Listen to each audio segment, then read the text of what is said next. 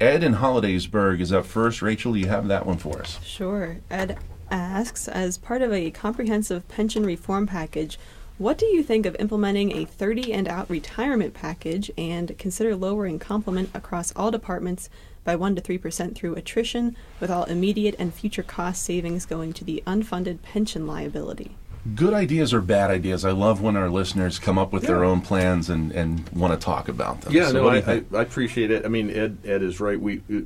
His focus is right. We need to get pension reform. I agree with that. We need real pension reform, and I have stated throughout my governorship that I'm ready to sign a bill that gets to my desk, and I was actively supporting a bill that passed the House. Republicans and Democrats voted for it and went to the Senate and didn't come out of the Senate. So I think that there's some and then the last bill that came out of the Senate didn't even come up for a vote in the House. So I'm ready to sign, and I think we need to look at good ideas like the ones Ed is proposing, and I feel confident that like property tax reform, we will get to a pension reform fairly quickly. We keep hearing about the costs that will be rising down the road in the tens of billions of dollars.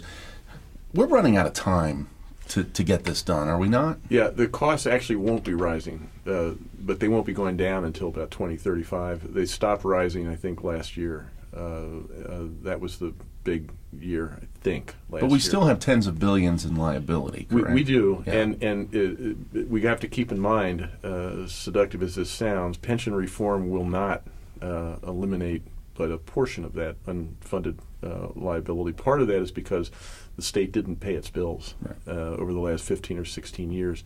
And it's just like not paying your credit card bill.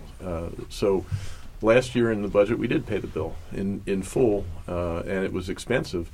And it'll be expensive. I keep saying it would be nice to be governor in the year 2035 because the pension expense goes down by a lot, I think billions of dollars. But those expenses, most of those expenses are not because of the pension plan design, because people are retired, baby boomers, and they were made promises years and years ago, and we owe on those promises, and that's what most of that unfunded liability is. Email number 2 comes from Michael in Uniondale. I had to look that up. That is a township in Susquehanna County, up in the northeast corner. And we've talked about this a little bit already, and as I mentioned, I like to throw these emails in because this is what people talk about. Michael writes, why don't you eliminate the school tax? It's really a burden on people. It's stopping people from living here and building homes, and elderly are losing their homes. Just raise the sales tax and tax on alcohol and cigarettes and the income tax.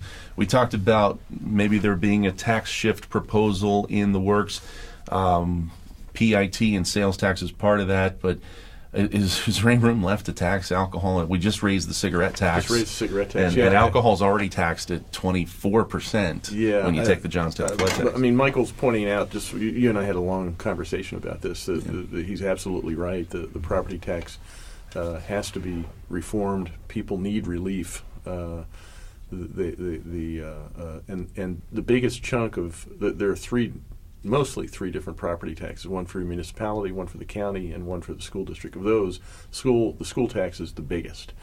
And to the extent people are, keep seeing that going up and up, and they're on fixed income, there's, push comes to shove, you're getting squeezed. So we have to get relief for them, and the obvious way is to shift that dollar for dollar, reduce property taxes, and shift that reduction to the state. And I look forward to continuing to work with the legislature, figuring out how we do that. And again, to Michael, we say stay tuned. Absolutely, and I think let's see what happens. I think Michael needs to understand that there are a lot of people who take this very seriously. This isn't just something you blow it off and say, okay, nice idea, and come back. So we are really, there are a lot of good people working hard to try to figure out how to address this in a fair way. Email number 3, Rachel. It's from Scott in Indiana, PA. And his question, can you please help the citizens of PA and prevent exorbitant add-ons on PA traffic violations? I recently had a minor moving violation resulting in a $45 fine. I was wrong and deserve the fine. By the time they add on service charges and miscellaneous fees, I end up paying $128.50. That's nearly a $300 upcharge for Don't BS. say the word. I am well aware I don't need to say the Yeah. word on the radio, but BS. This has turned into a profit-making scheme used by our fine state to victimize its residents and visitors. Okay, Scott, I really appreciate the fact that you acknowledge that you deserve the $45 That's right. Yeah, fine. he's up front about that. Yeah, that's Yep. great. Here's the issue, and you're right. There are add-ons to that. The $45 fine went to whichever entity fined you, whether it's the local township, borough, city, or the state. And then the add-ons were things that were added by legislation. I'm happy to say before I got here, but they do go to good causes.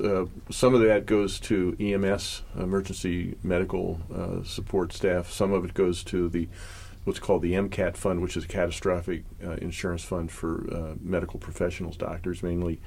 Some of it goes to fund improvements in IT, information technology. And that's where those add-ons are. They actually are, I think, going to a good purpose. But Scott is absolutely right. They do add up, and the best way to avoid that is just not have That's right. moving violations. I've had 2 speeding tickets in my entire life. They came within Shame on 2 you. weeks of Shame each on other, and I haven't had one since 1992. I was young and reckless back then, but I remember, stop it. I think I was an old man when Yeah. you began me. But I remember that the court costs and everything, Yeah. even back then. So this isn't anything new. Scott, for what it's worth. It's right. But the only thing I can say is that that these were put into place with legislation. The $45 does go to whomever it is who administers the fine, but the rest of it does go to trust funds that are then distributed out to I think socially useful organizations and purposes. So you've never had a ticket in your life? Because you said shame on me. I never had. You never had a ticket in your life? Well, no, I have had a couple. When I was a student in college, I had a couple parking tickets. That's And I had an expired inspection once when I was in my late 20s, early 30s. All right. I'm a worse person than you. I'll admit it. That's why he's not governor. That's right. That's why that's one of many reasons I'm not governor. Eric in Pittsburgh has our next email. He said, trying to change the subject right away. Eric writes in, the nuclear industry in PA is pushing to get zero carbon credits. Are you in support of that? I actually had to do a little reading on this. I wasn't quite sure where he was going on this, but yeah, the issue I think is that the nuclear industry has its big issue is what it does to dispose of the nuclear waste. It is a zero, basically, carbon emitter, and one of the things that has been done over the years is for states all around the country and I think the national government putting standards into place, and we'd like you to shift more towards solar or wind or hydro or whatever. And so each time you come up with some ideas how you'd like to have a shift, and there's a reasonable place for all of us to move together to say, okay, we want to get solar to be more competitive. We need to move in that direction. The nuclear industry has sort of been left out. So right now, and it's been struggling. And it's lately. been It has. partially as a result of that. So you have a lot of incentives that have gone to a lot of corners of the energy industry, and not so much to the nuclear industry. So you have some real problems when closing down or threatening to close down power plants in different parts of the country, like Illinois. And so it's a real issue. And my conversations are we need to. This would be a good time to have a reset of all of the things we're doing to try to move into a good energy future that is low in carbon and high on renewables. I